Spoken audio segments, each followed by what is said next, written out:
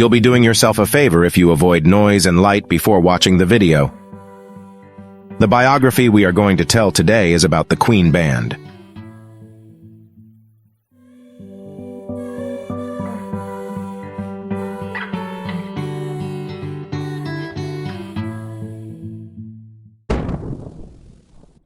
The beginning. In 1968, astronomy student and guitarist Brian May, b. the 19th of July, 1947, Hampton, Middlesex, England, and bass player Tim Staffel, both students at Imperial College, decided they wanted to form a group. Brian placed an advertisement on the college notice board for a Ginger Baker-type drummer and a young dental student called Roger Taylor, b. Roger Meadows Taylor, the 26th of July, 1949, Kings Lynn, Norfolk, England, auditioned and got the job. They called the group Smile. Smile were signed to Mercury Records in 1969 and had their first experience recording at Trident Studios that year. Tim Staffel was at Ealing College of Art with Freddie Mercury, then Freddie Bulsara, B. Farrokh Bulsara, the 5th of September 1946, Zanzibar, Africa, D. wed the 24th of November 1991, London, England, and introduced him to the band. Freddie soon became a keen fan. Sadly, in 1970, Smile decided to call it a day, as nothing seemed to be happening for them. Tim went off and joined a band called Humpty Bong, featuring former Bee Gees drummer Colin Peterson. Freddie left his band Wreckage and joined up with Brian and Roger. It had all begun. Freddie changed his name by deed poll to Mercury, changed the band's name to Queen, and John Deacon, b. the 19th of August, 1951, Oadby, Leicestershire, England, was asked to audition as their bass player. They had had 3 temporary ones so far in their short history. In February 1971, John Deacon was taken on as the 4th member of Queen. The band rehearsed tirelessly and played several small gigs at Imperial College. Then they were offered the chance to test a new recording studio called Delane Lee. In return for trying out the new equipment, they could also make free demo tapes. They did. No one was interested. They signed a recording contract and publishing and management agreements with Trident in 1972, and during that year were paid just £60 per week. Queen were given the downtime, out-of-hour studio time, at Trident Studios, where they began work on their first album, The 70s. In 1973, Trident and EMI signed a contract for a recording deal for Queen, and July of that year saw the release of Queen, their first album. The band were offered a big break, their first major tour as support band to Mott the Hoople. It began in Leeds in November 1973, and it was said by many people during that tour that Queen were more than a support act. Queen the Kunu was finally released in March 1974. It should have been earlier, but there was a minor printing error on the sleeve that Queen insisted on having corrected. The band embarked on their first headlining tour of Britain, starting in Blackpool in March 1974. In April 1974, the band embarked on their first ever USA tour as guests to Mott the Hoople. But in May of that year, whilst on tour, Brian collapsed with hepatitis, and the band had to cancel the rest of their dates. Work on their third album began without Brian, and with a lot of help from Roy Thomas Baker. Brian finally felt well enough to go into the studios to record his guitar parts, although he was still ill and spent much time between takes in the studio bathroom being very sick. But eventually, the album was finished, and Sheer Heart Attack was released in November 1974. It was a huge hit both sides of the Atlantic, as the world came to realize that Queen were certainly a force to be reckoned with. In January 1975, Queen left for the USA on their very first headlining tour. Ticket sales were phenomenal, and demand was so high that they had to add more shows, doing 2 shows in one day at some venues, both shows being sold out. Quite a few shows on that tour had to be canceled, as Freddie had developed a severe throat problem, but he soldiered on and performed as many as possible, although doctors had advised him against it. Also in January 1975, Queen engaged the services of a music business lawyer, Jim Beach, to negotiate them out of their Trident agreements, as Trident were no longer being as supportive as they should have been, and the band were unhappy with the situation. Their first Canadian gig was in Edmonton on April 2nd, where they were joined on stage by support act Kansas. April of $75 saw Queen set to pay their first ever visit to Japan. When they arrived at the airport, there were over 3,000 fans there to greet them, as Sheer Heart Attack was #1 in Japan at the time. It was a scene reminiscent of Beatlemania in the 60s, and the band were quite surprised at their pop star welcome. In May 1975, Freddie was presented with an Ivor Novello Award by the Songwriters Guild for Killer Queen. Queen began work on their new album in June. Links with Trident were finally severed, to the band's great relief, in August, and by September, Queen had signed with new management. Enter John Reid.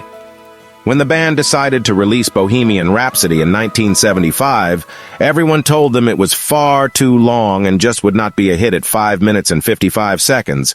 But Freddie gave a copy of the single to friend and London DJ Kenny Everett, informing him that it was for him personally, and that he must not play it on air. But of course he did, 14 times in 2 days.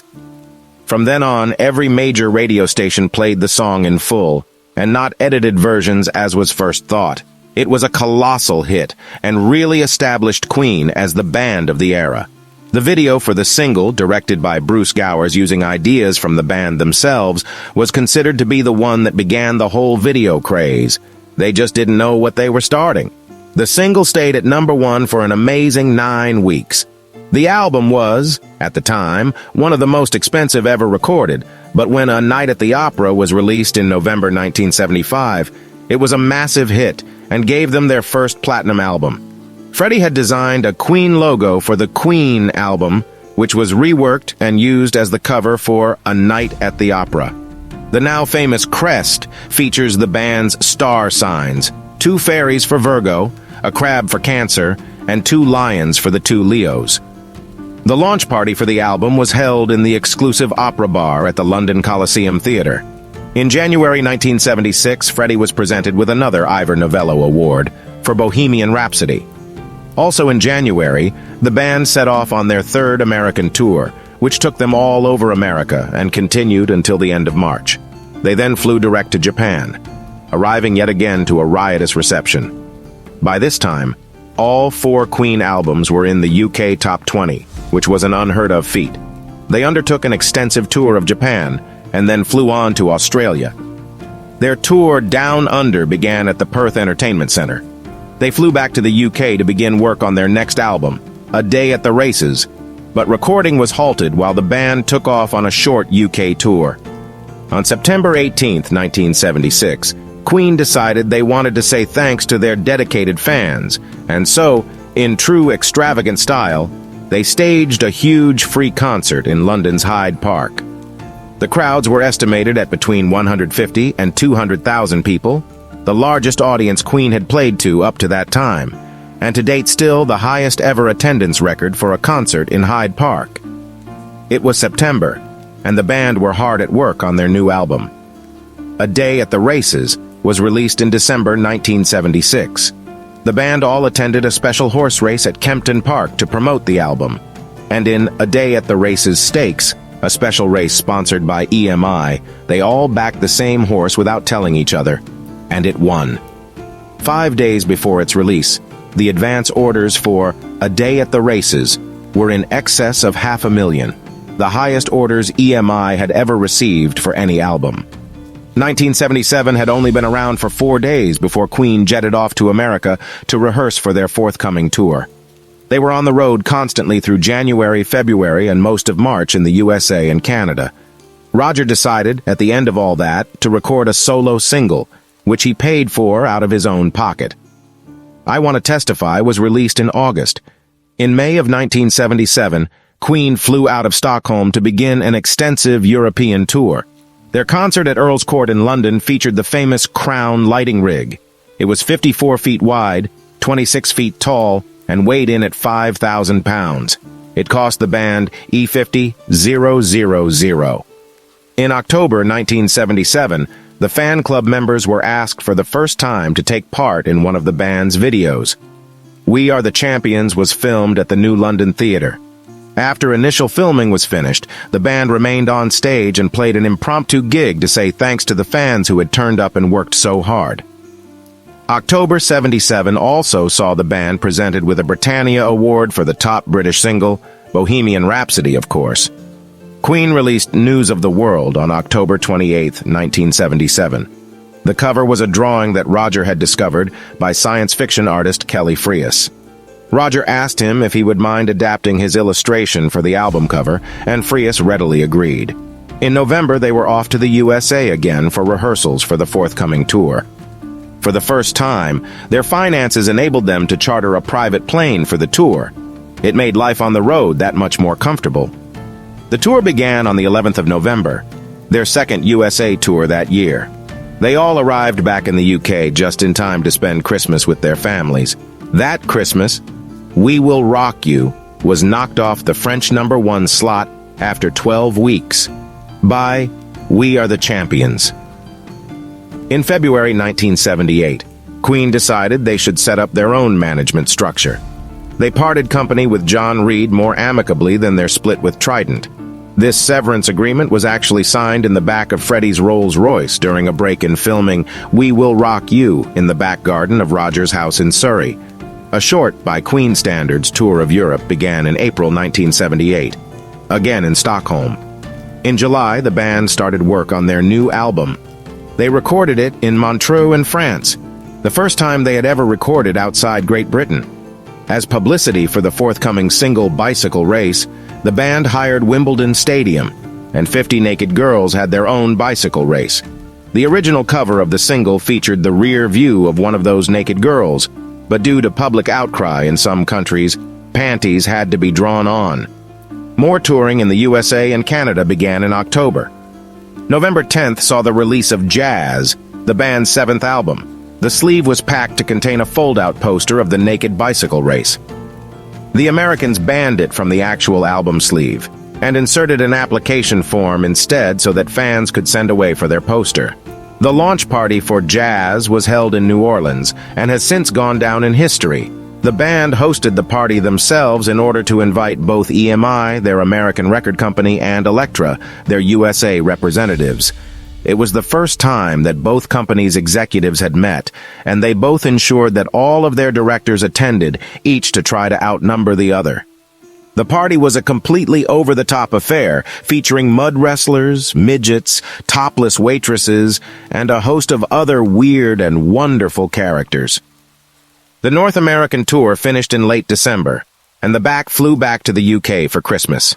But they didn't get too much time to rest, as by January 1979 they were off to Europe yet again.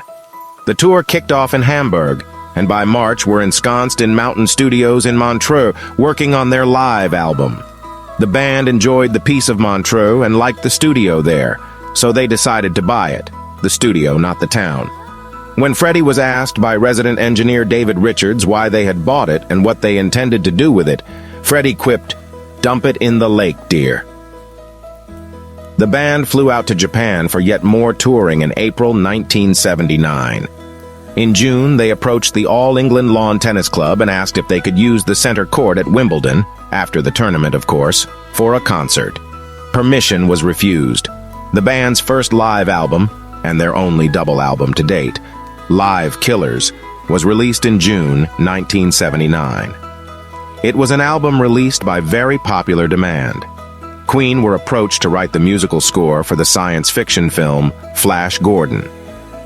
When the idea was first discussed with producer Dino De Laurentiis, he simply asked, "But who are the Queens?" The band agreed to work on the score and started work during June in Munich. The end of 1979 found Queen embarking on the Crazy Tour. It included such illustrious venues as Tiffany's in Purley, the Lewisham Odeon, Alexandra Palace, and finally, the Hammersmith Odeon.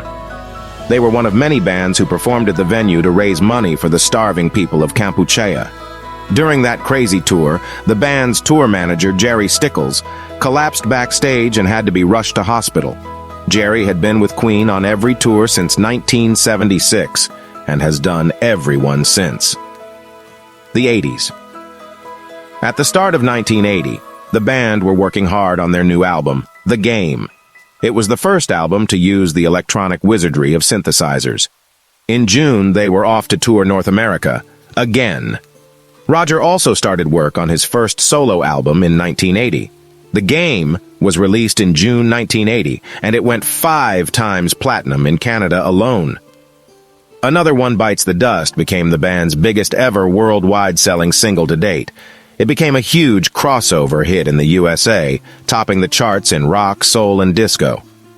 The song received an American Music Award in January 1981 for Favorite Pop Rock Single.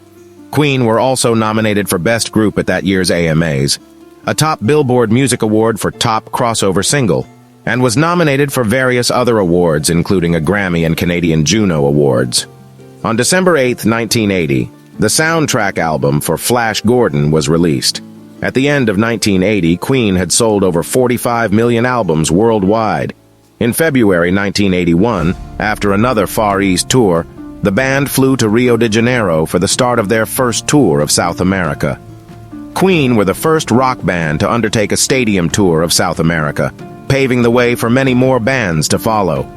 The band's equipment had to be flown in a privately hired Flying Tiger 747 cargo plane from Tokyo. The flight between Tokyo and Buenos Aires is the longest air route between capital cities in the world. Their first South American gig was Buenos Aires on February 28, 1981. They then filled 3 more Argentinian World Cup soccer stadiums, playing 5 sold-out stadium gigs in just 8 days. They then played 2 nights at the massive Morumbi Stadium in Sao Paulo.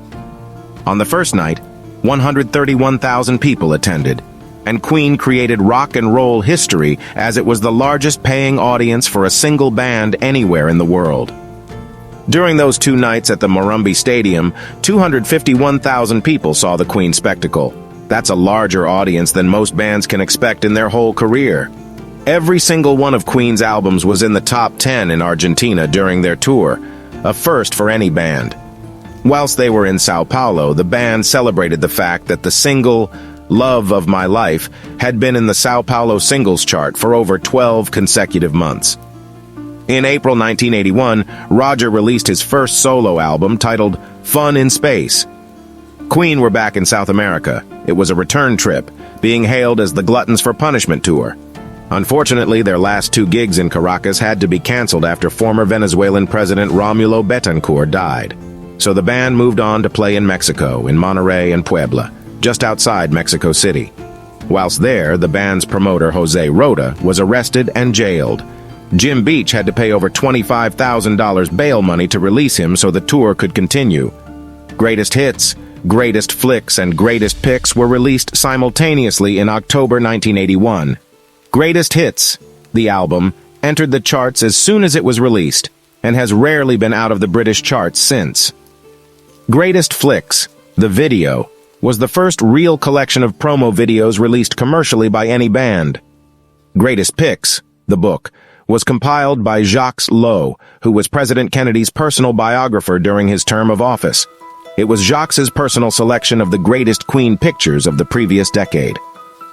The band's 12th album, Hot Space, was released on May 21, 1982, whilst the band was in the middle of an extensive European tour. On June 5th that year, they played the huge open-air Milton Keynes Bowl. The whole show was filmed by Tyne Tees Television, under the direction of Gavin Taylor, to be shown on Channel 4's The Tube program at a later date. In September 1982, the Japanese company, Mercury Records, nothing to do with Freddie, released an album called Gettin' Smile. It was at first thought to be a bootleg, but after listening to the album, Roger and Brian declared it to be the real Smile, although neither of them recalled having recorded so much with that band. In December 1982, Queen made it into the Guinness Book of Records as Britain's highest-paid executives. In January 1983, Freddie began work on a solo album, and Roger began work on his second solo album. During the early part of the year, Brian had flown out to Los Angeles and gathered together a few close friends in the Record Plant studios there. Brian had some basic ideas to work on, but it was generally a lengthy jam session. However, Brian had no intention of wasting the talents of Edward Van Halen, Alan Gratzer, Phil Chen, and Fred Mandel, and so kept the tapes rolling throughout the whole session. The result was the mini-album Starfleet Project, which was released in October 1983. The band went back into the studios in August 1983 to start work on their next album. Work commenced at the record plant in LA, the first time the band had recorded in America. After a number of months, recording switched from LA to Munich, a city that the band spent so much time in during that recording session that they almost thought of it as home. In February 1984, the band released their 13th album, The Works. Radio Gaga, taken from that album, became a worldwide hit, reaching #1 in 19 different countries. The video for the single, directed by David Mallet, featured fan club members again. The hand-clapping chorus became a favorite with live audiences all over the world. Another single from The Works was I Want to Break Free, and that had an even more outrageous video, also featuring members of the fan club. It featured the band dressed as the characters of a popular British television soap opera, Coronation Street. When asked why, Roger said he had become bored with serious epic videos and thought it was about time they had some fun and proved they could still laugh at themselves. MTV in America refused to show the video. In June 1984, Roger released his second solo album, Strange Frontier. Also in June, a company called Guild Guitars launched a special copy of Brian's homemade red special guitar. It was called the BHM-1, and Brian had been closely involved in all the aspects of its production. Sadly, about a year later, Brian and Guild had some discussions about the design of the instrument, which resulted in Guild ceasing production. In August, Queen flew out to Belgium to start the Works Tour in that country. October saw them in Bophuthatswana, South Africa, and a series of gigs at the famous Sun City Super Bowl. The gigs themselves were fraught with problems, as Freddie had serious voice complications resulting in cancellations. But the problems were mild compared to what the band returned to. Their visit caused much public outcry, although the band defended their actions, saying they were a non-political band and that they had gone out to play music for the people and for no other reason. Queen's first ever full-length video was released in September 1984. We Will Rock You was filmed during the band's 1981 Montreal concerts. During September, Queen had no fewer than 9 albums in the UK Top 200. 1985 was the year of Rock in Rio. It was billed as the biggest rock festival to be held anywhere in the world, and Queen were headlining the event. Remember that bit about not being a support act for long? The whole festival was recorded for broadcast throughout South America, but Queen were the only band able to obtain the rights to release their performance on video. Live in Rio was released in May 1985. The band performed their first ever concert in New Zealand on April 13, 1985 in Auckland. The band were met outside their hotel on arrival by a group of chanting anti-apartheid demonstrators. Tony Hadley, singer with British band Spandau Ballet, flew over from Australia where his band was on tour to see the Queen show and was honored to be asked to join Queen on stage for their encore. Freddie's first solo album, Mr. Bad Guy, was released on April 19th whilst the band was on tour in Australia. The gig in Melbourne had to be played with no lighting rig at all, as the whole computer system that controlled the lights had broken down. After an Australian tour peppered with problems, not least being the incessant rain, the band flew across to Japan. Their concert at the Tokyo Olympic swimming pool was filmed by NHK to be shown on network Japanese television. July 13, 1985, was a day that went down in history as the Live Aid concert took the world by storm from London's vast Wembley Stadium, where Queen performed, and from Philadelphia in the USA. Queen were just one of a multitude of top bands who all performed a short 20-minute set. The world was watching, and Queen were unanimously voted, by press and public alike, as the band that stole the show. That event was a turning point for Queen. They had decided sometime previously to take a break from each other, but that day brought them together with renewed vigor and enthusiasm. One Vision was the first release to come from that new inspiration. Queen were approached by Russell Mulcahy to record the soundtrack to his first feature film, a fantasy tale about an immortal Scotsman called Highlander. In an interview, Mulcahy stated that Queen had been the first band he had thought of for the score. In March 1986, John formed a new band called the Immortals to write and record some of the music for a forthcoming film called Biggles. They recorded just one track, No Turning Back, and the band folded. On June 2nd, Queen released their 14th album, the soundtrack to Highlander, entitled A Kind of Magic. The album entered the UK chart at number 1 and remained in the top 5 for 13 consecutive weeks. On June 7th, the Queen machine was in action again as the band embarked on their Magic Tour of Europe. The first UK gig was Newcastle's St. James Park Football Stadium. The band and promoter Harvey Goldsmith donated all the proceeds from that concert to the International Save the Children Fund. On July 11th, the Queen Tornado, as Freddie had dubbed it, hit London and 2 sold-out shows at the vast Wembley Stadium. During the set, 4 enormous inflatables, modeled on the characters from the A Kind of Magic album, were released from amongst the audience into the night. The following night's show was filmed by Tyne Tees Television, again directed by Gavin Taylor, to be shown on TV at a later date. When that concert was finally shown on television, it became the first ever simulcast between Channel 4 and the independent radio network in Britain. This feat has never since been repeated, possibly because in order to achieve this, a satellite dish had to be delivered to every single independent radio station in the UK so that they could receive the sound by satellite whilst receiving the pictures by the normal landlines. On the 27th of July, Queen made history again, something of a habit with this band, when they played the beautiful Nepstadion in Budapest, Hungary. It was the first time a major rock band had played a stadium date in the Eastern Bloc, and it was completely sold out well in advance. The concert was filmed by the Hungarian state film agency Mafilm in connection with Queen Films. They had to commandeer every 35mm camera in Hungary to film it. On August 9th, the band flew into Knebworth Park, Hertfordshire, in a specially repainted helicopter featuring the characters from the Kind of Magic album cover. It was the final date on the Magic Tour and the biggest audience so far, estimated at well over 120,000 people. It caused one of the biggest traffic jams in history as everyone tried to arrive in plenty of time. Over 1 million people saw Queen on that European Magic Tour, in excess of 400,000 in the UK alone. In November 1986, EMI Records released the entire Queen catalog of albums on the compact disc format, the first time any band's complete collection had been made available simultaneously. In December, Queen's 15th album, and their second live album, was released. Entitled Live Magic, it entered the British chart at number 3. On the 13th of December, the band's film, Live in Budapest, opened in Budapest at 9 a.m. and proceeded to play to 9 sold-out houses in that one day. 7 completely full screenings were shown each day for a week. During 1986, in the UK alone, Queen sold a staggering 1,774,991 albums.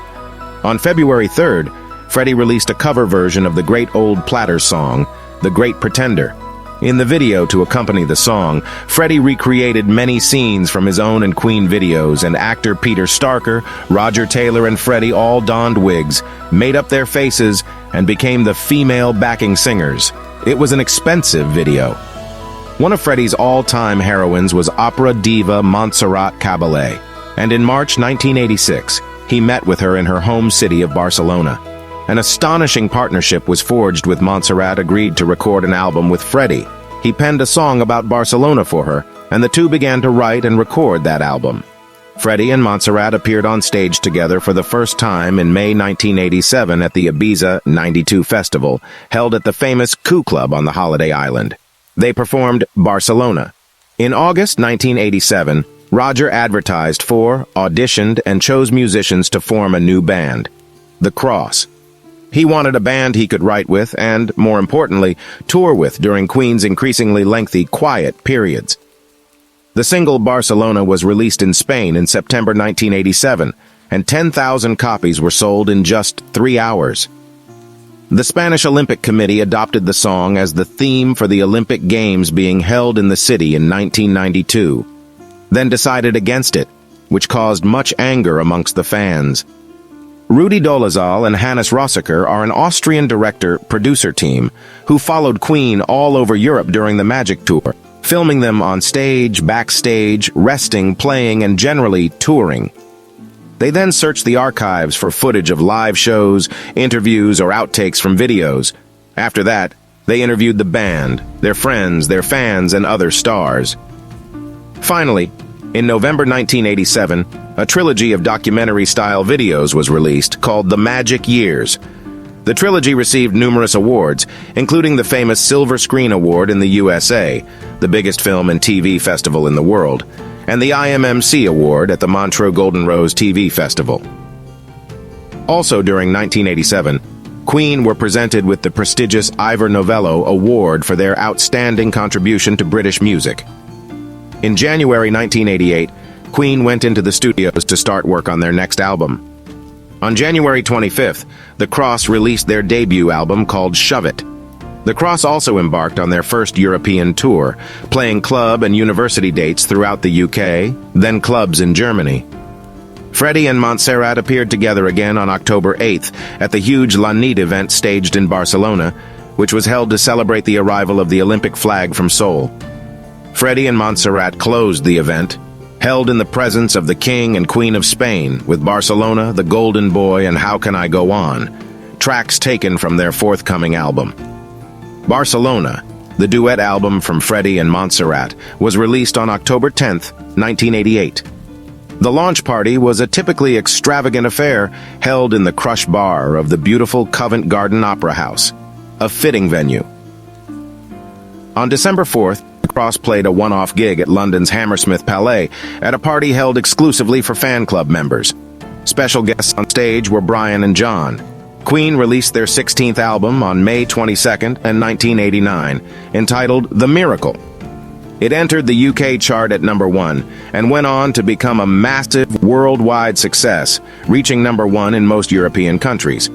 To promote the release, the 4 members of the band gathered in a Radio 1 studio and allowed themselves to be interviewed by DJ Mike Reed.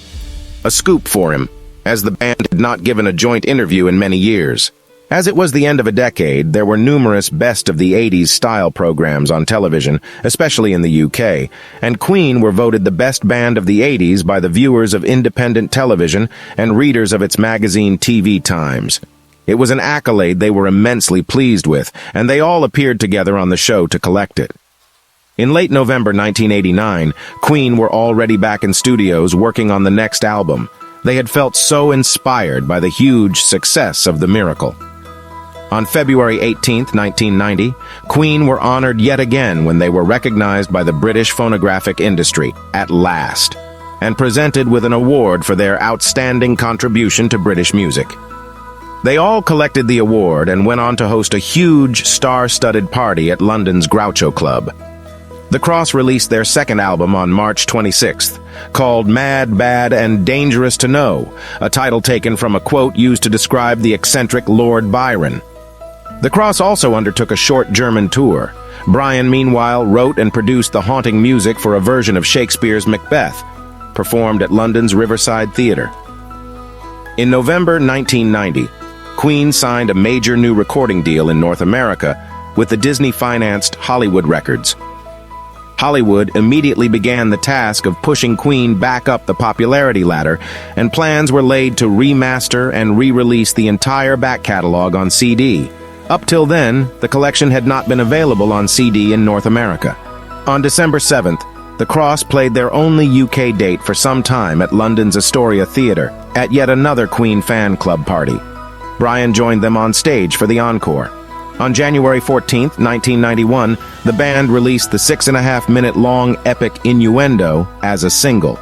It was a massive success, giving the band their third UK #1 single and ensuring them the #1 slot throughout Europe. The album of the same name was released on February 4th and crashed straight into the UK chart at #1, hitting the high spot again throughout Europe, and it even charted top 30 in America. In March 1991, the Cross went into studios to start work on their third album, Blue Rock, which was completed in July and scheduled for release in September. However, the album was only ever released in Germany on Electrola Records. On May 30th, 1991, Freddie filmed what was to become his final video for Queen, the haunting These Are the Days of Our Lives. A version featuring Disney animation was made for the USA. In July 1991, Brian flew to Montreux to continue work on his long-awaited solo album. Brian organized the rock section of the Seville Guitar Legends Festival, and amongst those chosen by Brian to perform their music were Nuno Bettencourt, Steve Vai, Joe Satriani, and Joe Walsh, to name but a few. The concerts were performed live in October on the site of the Seville Expo 92 exhibition. Greatest Hits 2 was released in October 1991, a double album featuring 17 tracks. They also repeated their earlier success by releasing Greatest Flicks 2 and Greatest Picks 2, this time compiled by Richard Gray. A special box was also released called Box of Flicks, featuring Flicks 1 and 2 plus 4 bonus tracks. Needless to say, both Hits 2 and Flicks 2 were number 1. So sad it ends. On November 23rd, Freddie announced to the world that he had AIDS. Just the next day, his fight was over, and he died peacefully at his home surrounded by friends and family. The world was in shock. Freddie had kept his illness very private, and only those closest to him had been aware of just how close to the end he really was. Fans from all over the world sent flowers and cards, and many even traveled to London to be at Freddie's house. A cremation service was held 3 days after his death, with family and close friends in attendance. The service was conducted in the Zoroastrian faith that Freddie's parents followed. On November 25, 1991, Brian's first solo single, Driven by You, was released. Freddie had urged Brian to go ahead with the planned release date. Originally written as a commission piece for use in a Ford Cars advertising campaign, the single made the top 10 in the UK charts. As a tribute to Freddie, and to raise funds for the Terrence Higgins Trust to continue the fight against AIDS, as Freddie's last wishes requested, Bohemian Rhapsody, These Are the Days of Our Lives was released as a double A-sided single on December 9, 1991. It entered the UK chart at number 1, where it remained for 5 weeks, raising over £1 million for the AIDS charity. In December 1991, Queen had no fewer than 10 albums in the UK Top 100. In February 1992, the annual Brit Awards recognized Freddie with a special posthumous award for Outstanding Contribution to British Music. And, out of 3 Queen nominations, These Are the Days of Our Lives won the Best Single of 1991 award. At that awards ceremony, Roger and Brian announced plans for a massive open-air concert at London's Wembley Stadium to celebrate Freddie's life and give him a send-off to remember. The tickets went on sale the next day, with no announcement of who was going to play apart from Brian, Roger, and John, and all 72,000 tickets sold out in just 6 hours. On Easter Monday, April 20th, 1992, many of the world's top stars joined Roger, John, and Brian on stage at Wembley Stadium to pay an emotional tribute to Freddie. The stadium was packed to capacity, and it was televised live to over 1 billion people. In April 1992, Queen were awarded an Ivor Novello Award for Best Single with These Are the Days of Our Lives, and Brian also won an award for Driven by You for Best TV Commercial Music. In the summer of 1992, the Mercury Phoenix Trust, a registered charity, was founded to distribute the money raised by the Freddie Mercury tribute concert for AIDS awareness. The Mercury Phoenix Trust is still active and has donated more than £8 million to AIDS charities worldwide to date. It is currently concentrating its efforts on education and awareness in the developing world. The trustees of the Mercury Phoenix Trust are Roger Taylor, Brian May, Mary Austin, and Jim Beach. September 1992 saw the release of the long-awaited Brian May solo album called Back to the Light. The album went into the UK charts at number 6 and achieved double gold status. The Brian May Band was then formed, having warmed up in Chile, Argentina, and Brazil in November 1992. The Brian May Band embarked upon a world tour, beginning in the USA and Europe as special guests to Guns N' Roses. They then went on to headline their own sellout tour of North America, Japan, and Europe, finishing in Portugal in December 1993. Prior to Christmas 1992, a double video of the Freddie tribute concert was released, with all proceeds being donated to the Mercury Phoenix Trust. The Freddie Mercury album was released in November 1992 with the first single, In My Defense, on the 30th of November, 1992. This single was followed by The Great Pretender in January 1993 and Living on My Own in spring 1993. This latter single won a posthumous Ivor Novello Award as the 1993 International Hit of the Year. 1993 saw the release of the George Michael, Lisa Stansfield, Queen mini-album 5 Live EP.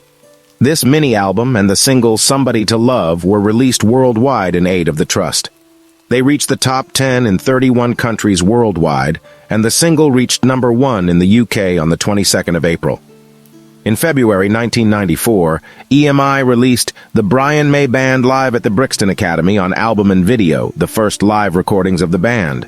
In September 1994, Roger Taylor released his solo album, Happiness. This was preceded by the May 3rd release of a single, Nazis 1994, which addresses the issue of Europe's increasing rise of neo-Nazism. The second single, Foreign Sand, was released throughout Europe at the end of September 1994. Roger Taylor's band toured the UK and Italy in November 1994. January 1995. After 4 years in the making, November 6, 1995, saw the worldwide release of Made in Heaven, Queen's 20th and final album. Begun in April 1991, the album was the last work to be recorded by the band with Freddie Mercury, recording continuing through to the last months of Freddie's life. The album, much of the finishing work undertaken by John, Brian, and Roger after Freddie's death, carries a dedication to the immortal spirit of Freddie Mercury, in recognition of his request that the material be completed and be heard by the public. The finality of the album is underlined in 2 particular tracks, A Winter's Tale, the last song written by Freddie, and Mother Love, a Brian and Freddie song, which features the last vocal track Freddie laid down. Much of the recording on Made in Heaven was carried out at Queen's studio in Montreux, Switzerland, the town where Freddie was also living at the time. This landmark point in the history of Queen is immortalized in the album sleeve, a landscape view across the lake which Freddie's home overlooked. Always recognized for their innovative music videos, Queen wanted to look at an entirely new way of presenting the tracks of the album in a visual form. This was achieved by joining forces with the British Film Institute in a unique venture to produce a series of short films based around each of the album tracks using the talent of new young directors working with the BFI. The first of these was Evolution, a film made by director Simon Pummel inspired by Heaven for Everyone. As well as being seen on television, the film is expected to be seen also on cinema screens. Under the BFI project, a further 6-8 films are anticipated to be made. The release of the album also provided a fitting occasion to reflect on the highlights and achievements of Queen's 25 years. A week after its release, November 13th, comes the release of Ultimate Queen, a deluxe box set of 20 Queen albums presented in a wall-mounted presentation case. Available as a limited edition, Ultimate Queen contains the complete studio work of the group, with the classic live albums Live Killers, Live Magic, and Live at Wembley 86. Individually numbered, each case presents the album collection on high-quality litho-printed picture CDs accompanied by an embossed 12-page color booklet. As a companion to the box set, Queen also released the definitive video documentary, Champions of the World. In 2 hours of film and music, the video contains a wealth of material not previously available. More than simply retelling the band's history, Champions of the World also provides a rare insight into the lives of John, Brian, Freddie, and Roger. The release of the album was also celebrated on television with 2 Channel 4 specials on Queen, a new 1-hour documentary, The Queen Phenomenon, to air on December 4th at 10 p.m., and Queen at Wembley, a live recording of one of the highlights of the group's 1986 Magic Tour, was screened on December 6th at 11 p.m. On November 6th, Queen fans worldwide were able for the first time to communicate with each other and connect with the band with the launch of the Queen website on the internet. In 2002, May, Deacon, and Taylor collaborated with comedian and novelist Ben Elton on a musical featuring Queen songs. Developed in association with Robert De Niro's Tribeca Productions, We Will Rock You opened at London's Dominion Theatre on the 14th of May. Queen Plus, Paul Rodgers' November 2004 saw Brian May and Roger Taylor team up with former Free and Bad Company vocalist Paul Rodgers to perform a couple of Queen classics at the UK Hall of Fame Awards in London. Shortly after, Brian, Roger, and Paul announced they would be undertaking a lengthy European tour the following spring. 2005 saw the start of the Queen plus Paul Rodgers World Tour. The tour led the band through Spain, Italy, Holland, Belgium, Germany, Britain, Switzerland, Austria, the Czech Republic, and Sweden, and featured both classic Queen tracks as well as material from Paul Rodgers. The tour experienced a great deal of success in Europe, with many dates selling out. On the heels of this, in June 2005, Brian announced that they will do a couple US dates in the autumn and return in the spring for a full-blown tour.